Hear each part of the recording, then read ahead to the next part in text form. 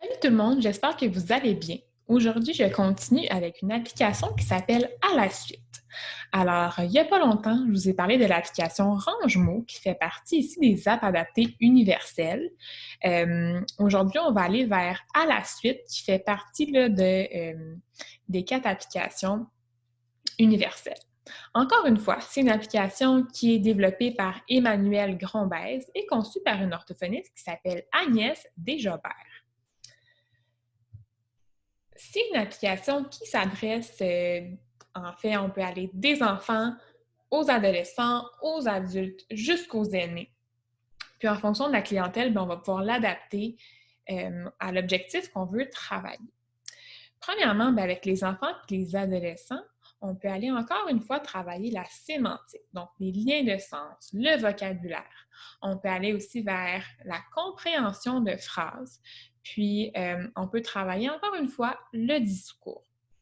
En orthophonie, on va l'utiliser souvent avec des enfants d'âge scolaire ou des adolescents qui ont un trouble développemental du langage. Donc, souvent, la composante du lexique ou compréhension du lexique ou des phrases va être atteinte. Donc, on va pouvoir aller faire la rééducation spécifique sur ces aspects-là. Même chose en orthophonie, on travaille aussi avec des aînés qui ont un trouble acquis du langage. Souvent, le lexique va être atteint ou la mémoire. Alors, on peut, même chose, aller travailler la compréhension de phrases ou les liens de sens. Alors, je vous montre ça sans plus tarder. Ici, on est rentré dans l'application, une application qui est super conviviale et facile d'utilisation. Vous voyez ici à l'écran, on a le choix premièrement entre facile et difficile. Ce qui est intéressant, c'est que justement, dans les phrases difficiles, on va avoir des proverbes, des expressions. Donc, on va aller complexifier la tâche. Puis en haut, on a le choix entre 20 phrases. Donc, on va plus y aller vers un nombre de stimuli ou on pourrait aller vers plus le concept de temps. Si on choisit le 4 minutes, qui fait que la personne a un temps limité aussi pour accomplir la tâche. Je vais commencer par vous montrer le niveau facile. Donc, qu'est-ce qu'on peut faire là, avec cette application-là? Comme je vous l'ai dit tantôt, là, on a une panoplie de choses à faire. Je vous montre un exemple concret. Ici, là, la phrase qu'on nous présente, c'est « c'est un mot féminin, c'est… » Là, on a le choix entre 2 réponses. Une valise ou un porte-manteau. Donc, on va demander à la personne de sélectionner la réponse qui fait le plus de sens avec le début de la phrase. Si on irait, par exemple, vers un porte-manteau, c'est refusé. Encore une fois, on est dans une optique d'apprentissage sans erreur, donc on n'a pas de rétroaction. On veut vraiment que la personne elle, se souvienne là, de la bonne réponse à laquelle elle est exposée.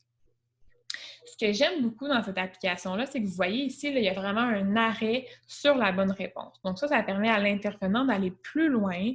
On peut demander à la personne de justifier sa réponse.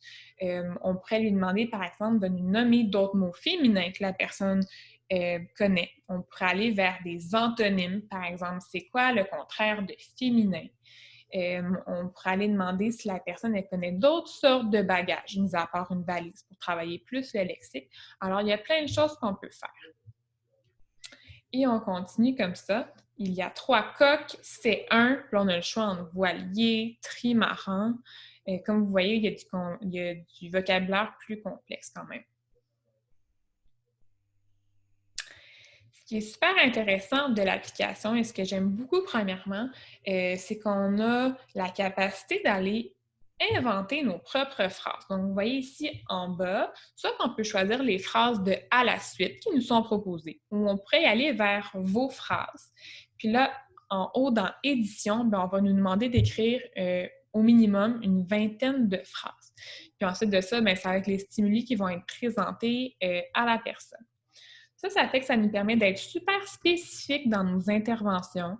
Donc, par exemple, on pourrait aller travailler la compréhension de phrases négatives pour être très précis à quelqu'un qui a cette difficulté-là. Ou on pourrait aller, par exemple, avec des phrases qui ont certains temps de verbe, etc. Encore une fois, l'esthétique est super épurée, facile d'utilisation.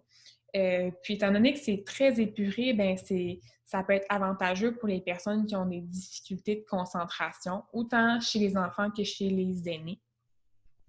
Puis le désavantage que j'y vois, vous allez vous rendre compte que souvent, il y a du vocabulaire francophone, je vous dirais que ça s'adresse peut-être plus aux personnes qui sont en France. Donc, ça arrive qu'il faut sauter certains items pour les personnes qui habitent au Québec.